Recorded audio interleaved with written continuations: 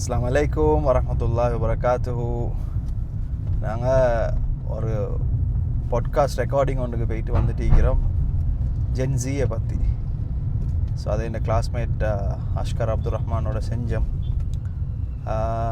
அதை வந்து என் ஃப்ரெண்ட் ரஜ்னி சைட்லேருந்து ஒப்சர்வ் பண்ணிக்கொண்டு இருந்தார். அப்போ எனக்கு சும்மா ரஜ்னிட்ட ஒரு இன்புட் எடுத்தால் நல்லமுன்னு நினைக்கிறேன். அந்த ஒப்சர்வேஷனை பற்றியும் ப்ரோக்ராம்ட கண்டென்ட்ஸை பற்றியும். ரஜினி என்ன சொல்கிறீங்க? மாஷா அல்லா, பர்ஃபெக்ட் டாபிக் உண்டு. நல்ல ஒரு இன்ட்ரெஸ்டிங் ஆயிடுச்சு கேட்க ஒரு இருக்குது. ஃபர்ஸ்ட்லேருந்து எந்த டாபிக் வந்து ஃபுல்லாக ஜென்ஸியை பற்றி பேசி எங்களுக்கும் கஷ்டமான ஒரு டாபிக், நாங்கள் மேனேஜ் பண்ணணுமான ஒரு கஷ்டமான டாபிக். அப்போ அந்த சப்ஜெக்டை பார்த்து கொண்டு மிச்சம் இன்ட்ரெஸ்டிங் ஆயிடுச்சு. அப்போ அதில் மெயினாக வந்து நீங்கள் பேச போகல எங்களோட திங்கிங் ப்ராசஸும் ஜென்ஸி, இப்போ நாங்கள் மில்லேனியல்ஸ்ண்டா அதுவும் ஜென்ஸியோட திங்கிங் ப்ராசஸ் எப்படி சேஞ்ச் ஆகுது, அதை எப்படி எங்களுக்கு கைட் பண்ணிடு. ஏன்னா ப்ராப்ளத்தை பேசுகிறது இல்லை. இப்போ அதில் மெயின் எனக்கு மிச்சம் விருப்பமான பாயிண்ட் என்னென்னா, நாங்கள் மற்ற இடங்களில் ப்ராப்ளத்தை பேசுகிறோம் எப்படின்னா, இப்போ நீங்கள் ப்ராப்ளத்தோடு சேர்த்து எப்படி சொல்யூஷன், அதாவது இந்த திங்கிங் ப்ராசஸ் இப்படி இருக்குது, இப்படி சேஞ்சஸ் இருக்குது, எப்படி எங்களுக்கு மேனேஜ் பண்ணிடும், இது எப்படி எங்களுக்கு கைட் பண்ணிடும்ன்றதே பேசுனீங்க. பெஸ்ட். சும்மா அவங்களோட ஒரு எக்ஸ்பீரியன்ஸை சொல்லுங்களே. மில்லேனியலோடையும் ஜென்ஸியோடையும் நீங்கள் ஒர்க் பண்ணுறதானே கோஆபரேட். நான் கோஆபரேட் எக்ஸ்பீரியன்ஸ் எனக்கு இல்லை. நீங்கள் கோஆபரேட் எக்ஸ்பீரியன்ஸில் காண்ற மேஜர் டிஃபரன்சஸ் பிட்வீன் எங்களோட ஜெனரேஷன் மில்லேனியல்ஸ் இல்லாட்டி 90s கிட்ஸுக்கும் 2K கிட்ஸ் ஜென்ஸிக்கும் உள்ள மேஜர் சைன் என்ன காண்ற நீங்கள்? மில்லேனியல்ஸுக்கும் ஜென்ஸியும் எடுக்கிற நேரம் மெயினாக வந்து, இப்போ ஒரு மில்லேனியல் ஒன்று வந்து ஜப் ஒன்று எடுக்கிற நேரம் அவருக்கு ஒரு ஆப்ஜெக்டிவ் ஒன்றைக்கும் கூடுதலாக ஒரு மெட்டீரியலிஸ்டிக் அச்சீவ்மெண்ட் உண்டு. ஏன்னா அவங்களுக்கு பின்னால் பேக்ரவுண்டில் பார்த்தா கூடுதலாக ஒரு என்ன சரி ஒரு அச்சீவ்மெண்ட் உண்டு. ஆரம்பத்தில் சரினா ஒரு பைக் ஒன்று எடுக்கணும், ஒரு ஃபோன் ஒன்று எடுக்கணும், இல்லாட்டி நான் கேரியரில் இப்படி போகணும், இல்லாட்டி ஃபேமிலி கமிட்மெண்ட்டோட நான் கூட கண்டிக்கிறேன். ஆனால் இப்போ ஜென்ஸி உள்ளுக்கு வர நேரம் கம்பேரட்டிவ்லி அதே ப்ராப்ளம் இருக்கும், இல்லாமல் இல்லை. ஆனால் கூடுதலாக வந்து அப்படி இல்லை. அவங்க என்ன சரி they are looking for something else. அவங்க வந்து மெட்டீரியலிஸ்டிக்காக இல்லை, சம்திங் அவங்களுக்கு ஒரு ஃப்ரீடம் இல்லாட்டி அவங்களுக்கு ஒரு எங்கே சாரி ஒரு அச்சீவ்மெண்ட் ஒன்றிக்குது, கூடுதலாக அதை மெட்டீரியலைஸ் பண்ணல. அப்போ அதனால் வந்து இவங்க மில்லேனியல்ஸ் வந்தால் அவங்க ஒரு எங்களுக்கு தெரியும், நாங்கள் ஒரு ட்ரைனிங் ஒன்று போட்டு ஒரு டைம் ஒன்று பொதுவாக நாங்கள் ஒரு நியூ கமர் வந்து அவங்கள வந்து இன்வெஸ்ட்மெண்ட் ஒன்றிக்குது, அது in terms of time value எல்லாம். அப்போ போட்டு நாங்கள் ஒரு 3-4 months எஃபர்ட் ஒன்று போட்டோம்னா எங்களுக்கு அது தெரியும் இப்படி அவுட்கம் எடுக்கலுமே. ஆனால் அதே சிஸ்டத்தை அதே ப்ராசஸை நாங்கள் ஜென்ஸி ஆகல போட்ட நேரம் அவங்களுக்கு நாங்கள் ஹேண்ட்லிங், அதாவது இப்போ நாங்கள் ஹேண்டில் பண்ணுறது வந்து அவங்களுக்கு செட் ஆகலைண்டா விதின் 1 to 3 months சிம்பிளாக எந்த விதமான இஷ்யூவும் இல்லாமல் ஜொப்பை போட்டு போவாங்க. அப்போ திருப்பி நாங்கள் ப்ராசஸை ஃப்ரம் வெரி பிகினிங் மறுவா ஸ்டார்ட் பண்ணணும்.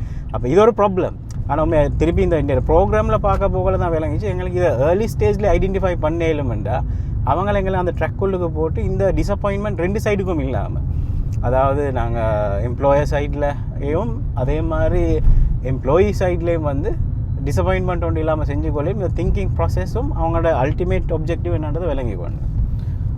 ஓகே, அது ஒரு எக்ஸ்பீரியன்ஸ். மற்றது ஓகே, அது கோஆபரேட்ல ஊர்லேருந்து வார நேரம், சமூகத்துலேருந்து வார நேரம் நானும் இன்வால்வ் ஆகிக்கிறேன். எத்தனையோ சொசைட்டிஸில் நாங்கள் ஒர்க் பண்ணி கொண்டு இருக்கிறேன். அதே நேரம் நான் கொஞ்சம் ரீஜனல் விஷயங்களில் ஈடுபட்டேன். முந்தி ஊர் விஷயங்களில் இன்வால்வ் ஆகினாலும் இப்போ ரீஜனல் விஷயங்களில் தான் ஈடுபாடு கூட.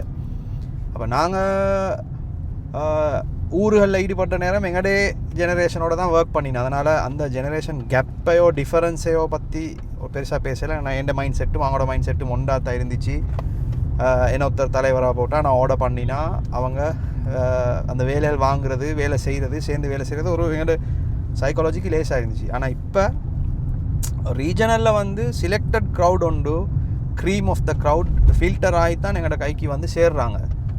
ஆனால் ஊர் பொறுத்த வரைக்கும் அப்படி சிலெக்ட் ஆகிற அளவுக்கு ஃபில்டர் ஆகிற அளவுக்கு ரிசோர்ஸ் இல்லை. ஒரே க்ரௌட் தான் எல்லா வேலையும் செய்யணும். அப்போ ஜென்ஸின்னு வார நேரம் ஜென்ஸியும் மிக்கிறாங்க, மேலே எங்களோட செட் எல்லோரும் சேர்ந்து தான் ஒரு வேலையை செய்யணும். அப்படி பார்க்குறேன்னா இப்போ நீங்கள் வந்து ஜனாசா கமிட்டியில் ப்ரெசிடெண்ட். இப்போ நிறைய நான் நினைக்கிறேன் கிட்டத்தட்ட இப்போ ஒரு 60-70 மையத்து கூட 88 கிட்டத்தட்ட 100 மையத்தை ஹேண்டில் பண்ணிக்கிறீங்க. உங்கள்கிட்ட ஃபாஸ்ட் ஒரு எக்ஸ்பீரியன்ஸ் ஒன்று இருக்குது. நான் நினைக்கிறேன் ஜென்சிக்கு மட்டுமல்ல, பார்த்து கொண்டிருக்கிற நிறைய பேருக்கு தேவையான எக்ஸ்பீரியன்ஸ் உங்கள்கிட்ட இருக்குது. ரஜினி என்ன சொல்கிறீங்க இது சம்மந்தமாக? ஒரு சமூகத்தில் எக்ஸாக்டாக ஜனாசா கமிட்டி நீங்கள் ஸ்பெசிஃபை பண்ண தேவையில்லை, பட் உங்களோட எக்ஸ்பீரியன்ஸை நீங்கள் ஸ்பெசிஃபை பண்ணினாலும் பரவாயில்ல. அதாவது நீங்கள் எனக்கு 2 அட்வைஸ் வேணும். ஒன்று, வழி நடத்துகிறவங்க எப்படி நடத்தணும், அதை 2ஆவது சொல்லுங்கள். முதலாவது மெசேஜை கொடுங்க, ஜென்சி 2K கிட்ஸ் அல்லது யங்ஸ்டர்ஸ் இப்போ தான் மார்க்கெட்டில் படித்து முடிச்சுட்டு சமூக சேவைகளில் ஈடுபட வாரவங்களுக்கு நீங்கள் என்ன சொல்கிறீங்க, அவங்கள வழி நடத்துகிறவங்க எப்படி நடத்தணும்னு நினைக்கிறீங்க? சிம்பிளாக இதில் நான் பார்க்குற சப்ஜெக்ட் என்னென்னா, டேலண்ட்டுன்றது வந்து ஆரம்பத்தில் இந்த எங்களுக்கு நாங்கள் சொல்லுவோம், இப்போ எங்களோட ஜென்ரேஷன் எடுத்தாலும் யங் ஜென்ரேஷன் எடுத்தாலும் ஈக்குவல் டேலண்ட்ஸ் இருக்குது. இப்போ உள்ளவங்க எடுத்தால் கொஞ்சம் எக்ஸ்ட்ரா கூடுதலாக இருக்குதுன்னு சொல்லிடும். ஆனால் அந்த டேலண்ட் ஒரு சைடில் இருக்கிற நேரம் ஒரு வேலையை நாங்கள் செய்கிறதுக்கு எங்களுக்கு இன்ட்ரெஸ்ட் உண்டு, நீட் உண்டு, இன்ட்ரெஸ்ட் உண்டு ஜென்ரேட் ஆகணும். ஆனால் அந்த இன்ட்ரெஸ்ட் ஜெனரேஷன் பார்த்தா இப்போ கூடுதலாக இப்போ நாங்கள் கொஞ்சம் எங்களோட ஜென்ரேஷன் ஈக்குவல் ஜென்ரேஷன் எடுத்தால் நாங்கள் நிறைய விஷயங்கள்லாம் வந்து பயன் நிலைக்கலாம், இல்லாட்டி வேறு பொதுவான விஷயங்கள் எங்களுக்கு அதில் பெனிஃபிட் என்ன, ஏன் நாங்கள் செய்யணும், இப்படி செஞ்சால் எங்களுக்கு என்ன பெனிஃபிட் கிடைக்கும். கொண்டு வந்து எங்களுக்கு இப்போ இங்கே எடுத்துக்கொண்டாலும் லீடர்ஷிப்புன்றது வந்து நாங்கள் இந்த மாதிரி பொது விஷயங்களில் போய்ட்டு செய்ய போகல தான் அந்த லீடர்ஷிப் குவாலிட்டி இம்ப்ரூவ் ஆகும். அதுதான் அது ஸ்கூலில் இருந்தாலும் சரி, சொசைட்டியில் கூடுதலாக எடுத்தாலும் அதை தான் நாங்கள் போய்ட்டு ஒர்க் கல்ச்சர்லையோ எங்களோட ஓன் பிஸ்னஸாக இருந்தாலும் ஒர்க் கல்ச்சர்லையும் போய்ட்டு அப்ளை ஆக போகுது. அப்போ அது தெரிஞ்சதுனால கூடுதலாக இப்போ இங்கே எங்களோட ஜென்ரேஷன் வாலண்டியராக இன்ட்ரெஸ்ட்டோடு வருவாங்க. ஆனால் மேஜர் டிஃப்ரென்ஸ் என்னென்னு சொன்னால், இப்போ உள்ள யங்ஸ்டர்ஸ் வந்து வாலண்டியராக வர்றது குறவு, டேலண்டிக்குது வாலண்டியராக வர்றது குறவு. ஆனால் எப்போ நாங்கள் அவங்களுக்கு ஸ்பெசிஃபிக்காக நீங்கள் இந்த டாஸ்க்கை இப்படி செய்யுங்கன்னு கொடுக்குறோமோ மாஷால்லா பெட்டராக பர்ஃபெக்டாக செய்கிறாங்க. அப்போ அந்த இடத்துல வந்து நான் பார்க்குறது வந்து இப்போ எங்களோட ஜென்ரேஷனில் எடுத்துக்கொண்டு இப்போ நாங்கள் உடனே பார்க்குற இவங்க ஆட்டோமேட்டிக்காக வாரல்ல, இவங்க முன்னுக்கு வாரல்லன்னு ஒரு ப்ளேமை வச்சு தான் பேசுகிறேன். அதை முதலாவது நிப்பாட்டிட்டு நாங்கள் அவங்கள எடுத்து அவங்கள அப்ரோச் பண்ணி அவங்களுக்கு சில டாஸ்க்கை கொடுக்கணும். அதை சும்மா டாஸ்க் இதை செய்யுங்கன்றும் இல்லை, இன்ஸ்ட்ரக்ஷனையும் கொடுக்கணும். இப்படி செஞ்சு இப்படி செய்யுங்கன்னு பார்த்தா அப்போ எங்களுக்கு தெரியும் அவங்களோட டேலண்ட் வேலும் சில நாங்கள் எக்ஸ்பெக்ட் பண்ணுறதை பெட்டராக செய்வாங்க. அப்போ அந்த சைடை வந்து நாங்கள் அவங்கள முதலாவது அப்ரோச் பண்ணுறதே ஒரு அழகான முறைக்கு அப்ரோச் பண்ணணும். 2வது டாஸ்க்கை பிரித்து கொடுக்கணும். கொடுத்தா மாஷால்லா பெட்டராக செய்வோம். அதே மாதிரி இப்போ யங்ஸ்டர்ஸுக்குள்ள சப்ஜெக்ட் என்னென்னா, அவங்க வந்து இப்போ சில நேரம் வாலண்டியராக வராமிக்க போகல எங்களுக்கு டாஸ்க் ஒன்று கொடுக்குறது கொஞ்சம் கஷ்டம். ஏன்னா இவங்க விரும்பி செய்கிறாங்களா, விருப்பம் இல்லாமல் செய்வாங்களான்ற ஒரு பிரச்சனையோடு சம்டைம் வரும். ஈவன் எனக்கே அது ஃபீல் ஆகிது. அப்போ அவங்க கொஞ்சம் நாங்கள் வரையிலுமே நாங்கள் ரைட் வாலண்டியராக என்ன சரி செய்யணுமான்னு ஒரு கேள்வி ஒன்று கேட்டால் அவங்களுக்கு ஒரு படிச்சுக்கு போகிறதுக்கு ஒரு இன்ட்ரெஸ்ட் தீக்கிறேன்னு எங்களுக்கு விளங்கினா அதை விட பெட்டராக கொடுக்கலும். அப்போ அந்த சைடு ஒன்று இருக்குது. அப்போ இன்னும் ஒரு சைடில் எடுத்தால் இப்போ நான் சொசைட்டின்னு வர நேரம் கூடுதலாக இந்த சோஷியல் ஒர்க் செய்கிறது பெனிஃபிட் என்னன்றதை ஒன்று எங்களோட மஸ்ஜித் மூலமாக, அப்படி இல்லாட்டி இப்போ நாங்கள் எங்களோட பள்ளிகள் மூலமாக செய்கிற ப்ரோக்ராம்ஸில் நாங்கள் இதில் பெனிஃபிட் இன்னும் கொஞ்சம் எங்களுக்கு என்ஃபசைஸ் பண்ணலும்டா. அதாவது இதில் எங்களுக்கு எக்ஸாம்பிள் நாங்கள் சொல்லுவோம்.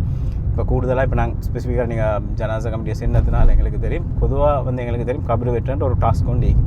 அப்போ அதில் வந்து எடுத்துக்கொண்டு இப்போ கூடுதலாக வந்து நிறைய பேர் வாலண்டியராக போவாங்க செய்வாங்க. அவங்களுக்கு தெரியும் நாங்கள் ஒரு மையத்தொண்டுக்கு நாங்கள் கபரு வெட்டினா நல்லா எங்களுக்கு அதுக்கு தரக்கூடிய கூலி என்னன்றது அவங்க ரிஃப்ளெக்ட் பண்ணி அதை மட்டும் டார்கெட் பண்ணி செய்கிறாங்க.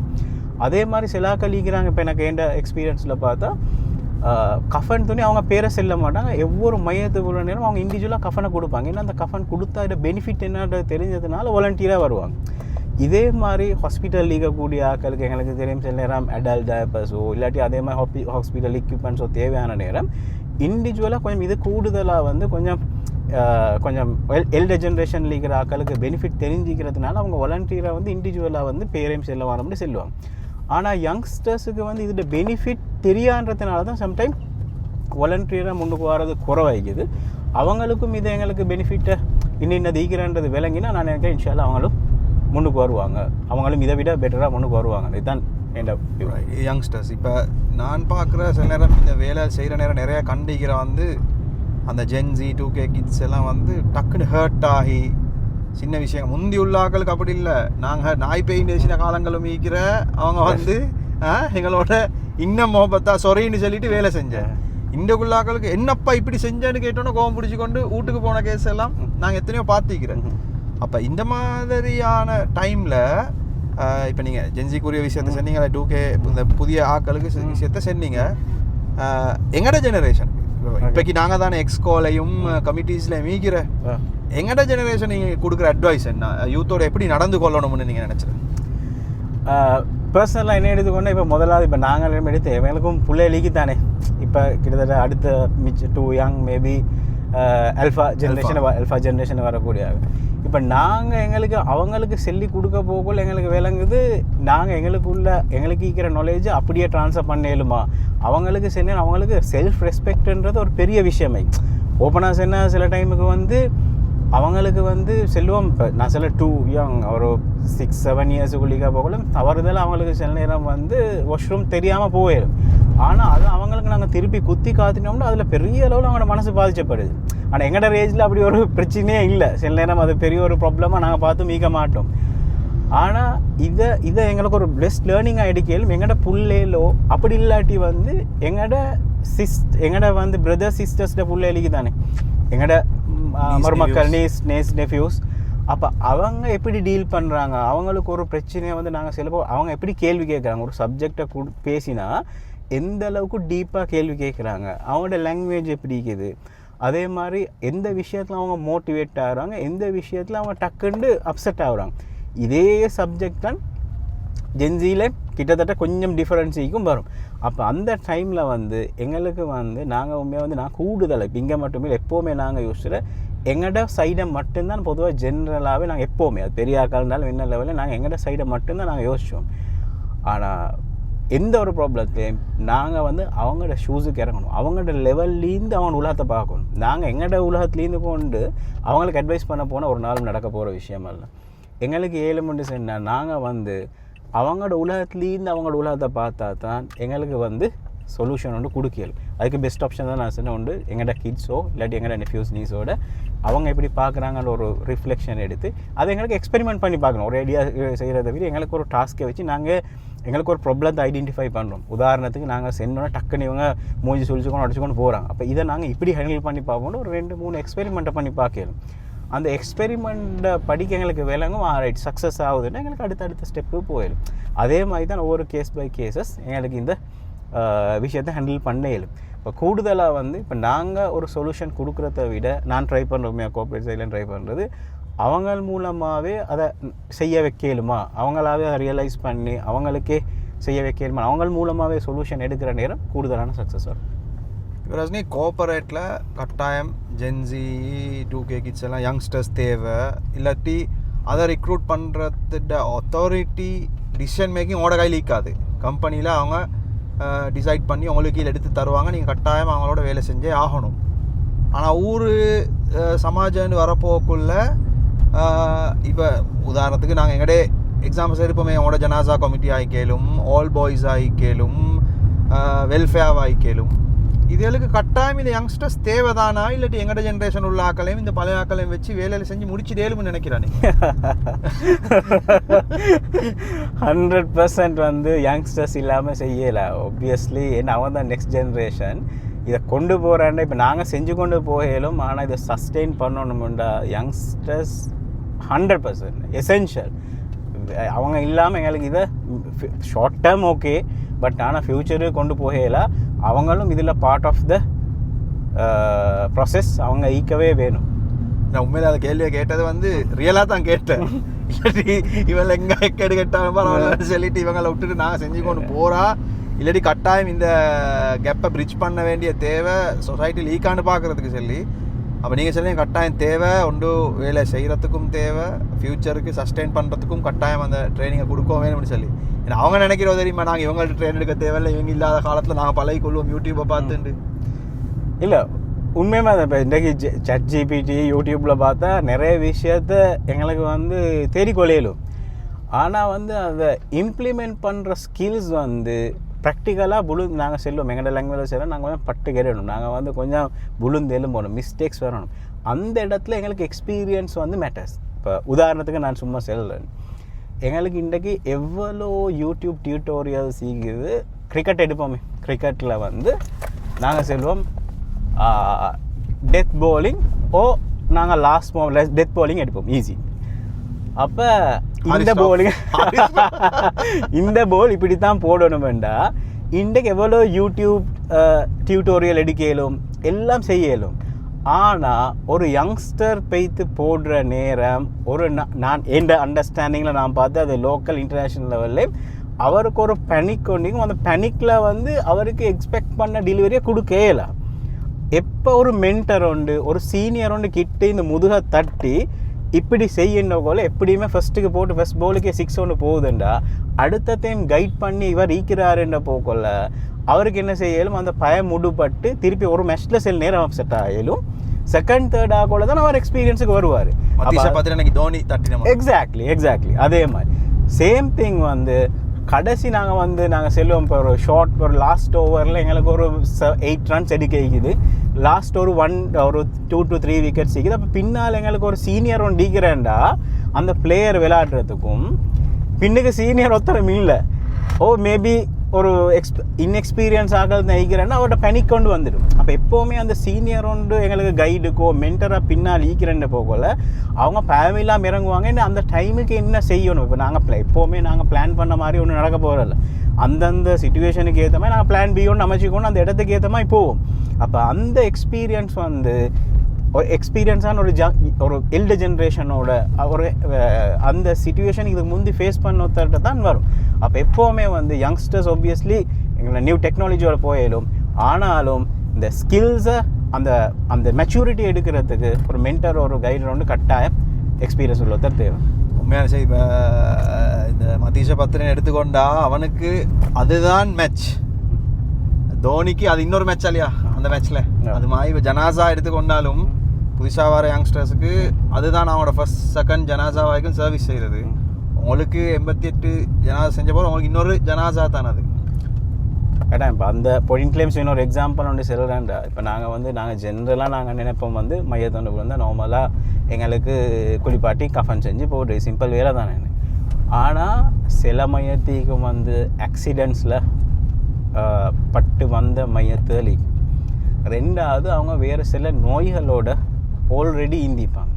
அப்போ எங்களுக்கு வந்து அந்த மாதிரி கேட்டகரி நான் 2-3 கேட்டகரிக்கு நான் எனக்கு மென்ஷன் பண்ணல. அப்போ அந்த மாதிரி ஒரு ஸ்பெஷல் கேட்டகரியில் வார நேரம் எங்களுக்கு நார்மலாக ஹேண்டில் பண்ணுற மாதிரி ஹேண்டில் பண்ண இயலாம் கட்டாயம். ஏன்னா அது வந்து ஒரு புதிய யூனிக் எக்ஸ்பீரியன்ஸ் ஆகிக்கும். சடனாக சில கட்டங்களில் வந்து நாங்கள் டிலே பண்ணணும் வேறு சில கவுண்டர் மெஷர்ஸ் எடுத்து தான் பொதுமக்களுக்கு கொடுக்கணும். அதை ஃபஸ்ட் டைம் பார்க்குற ஒருத்தர் பேனிக்காக சான்ஸ் இருக்குது. அதனால் அந்த இடத்துல எக்ஸ்பீரியன்ஸ் வந்து கட்டாயம் தேவை.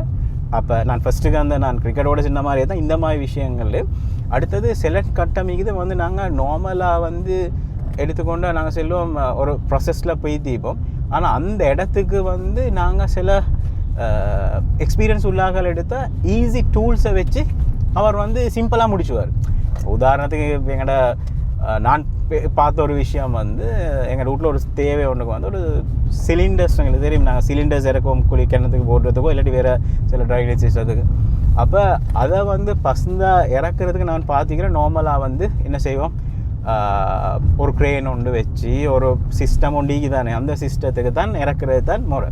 ஆனால் ஒரு எமர்ஜென்சி அர்ஜென்ட் சிச்சுவேஷனில் போடணும். நான் பார்த்தேன் ஒரு எக்ஸ்பீரியன்ஸால் ஒன்றுமே கொண்டு வரலாம். நான் எப்படி செய்ய போகிறான்னு பார்த்தேன். க்ரேனும் இல்லை ஆட்களும் இல்லை ஒரு 4-5 பேர் பிடிச்சிறதுக்கும் இல்லை. எப்படி செய்ய போகிறான்னு நானும் யோசிச்சு கொண்டிருந்தேன். இருங்களே தம்பி நான் பார்க்குறேன்னு சும்மா சாதாரண எங்களுக்கு தெரியும் அந்த இன்சூரிய கம்பிக்கு தானே கம்பு 4-5 மேலுக்கால் அந்த குழிக்கு மேலால் போட்டார் சிலிண்டரை தள்ளி விட்டார். அப்போ கம்பில் பட்டு போகல கிட்டத்தட்ட ஸ்ப்ரிண்ட் மாதிரி ஒர்க் பண்ணிச்சு. ஸ்லோவாக போய் இறங்க வேண்டியது இறங்கிச்சு. அதுபோல் எப்படி வெட்டான்னு கேட்டார். இதை வந்து எங்களுக்கு திங்க் பண்ணல அந்த எக்ஸ்பீரியன்ஸ் இதுக்கு முந்தி செஞ்சில்லாட்டி அதை பார்த்ததுக்கு போகிறோம் எனக்கு அதை வேறு விஷயங்களுக்கு இப்போ அப்ளை பண்ணலும். அப்போ அந்த எக்ஸ்பீரியன்ஸ் வந்து அந்த நாங்கள் செல்வோம் அந்த தனியாட்டி என்னென்னு இல்லாட்டி அந்த என்ன சொல்கிறோம் அந்த இடத்துக்கேற்ற டிசிஷன் எடுக்கிற வந்து இந்த எக்ஸ்பீரியன்ஸ் ஆகிறோடைய கொள்ளலாம். கடைசியாக நீங்கள் என்ன கொடுக்குற மெசேஜ் யூத்துக்கு இந்த பொது விஷயங்களில் என்ன செய்யணும் எப்படி ஈடுபடணும்? மாஷா அல்லாஹ் யங்ஸ்டர்ஸ் நிறைய டேலண்ட்டோட வாரிங்க. உங்களோட டேலண்ட் வச்சு தான் முன்னுக்கு போகணும். ஆனால் இதுக்கு வந்து நீங்கள் எக்ஸ்பீரியன்ஸ் ஆக்களோட ஜாயின் ஆகி கொஞ்சம் வாலண்டியராக முன்னுக்கு வந்து உங்களோட ஆசையை உள்ளுக்கு ஈக்கும். அதை வெளிப்படுத்துங்க. எங்களை நாங்களும் இதில் சேர்ந்து கொள்ளவா இல்லை உள்ளுக்கு வரேன்னா என்ன செய்யணும் எங்களுக்கு ஒரு டாஸ்க்கை தாங்கன்னு சும்மா கேட்டு பாருங்கள். அதை வச்சு உங்களுக்கு பெரிய ஒரு டாஸ்க் ஒன்று உங்களுக்கு இன்ஷால்லா எங்களோட பேசினால் நாங்களும் தருவோம். யாரும் அதுக்கு வாலண்டியராக தருவாங்க. அந்த எக்ஸ்பீரியன்ஸில் நீங்கள் முன்னுக்கு போகல, நீங்கள் உங்களோட பர்சனல் லைஃப்லையோ உங்களோட சோஷியல் லைஃப்லையோ உங்களோட ஜாப்போ பிஸ்னஸோ கார்ப்பரேட் லைஃபோ அதில் நீங்கள் நெக்ஸ்ட் லெவலில் பெர்ஃபார்ம் பண்ணுறதுக்கு அது ஒரு காரணமாகிக்குன்றதை மட்டும் எனக்கு கேரண்டி பண்ணி சொல்லேன். Jazakallah khair. That is Razni Shahabdin for you, the global sales manager of Ebony Holdings Vantage brand, and I am Mafaz Najmuddin. Assalamu alaikum wa rahmatullahi wa barakatuh.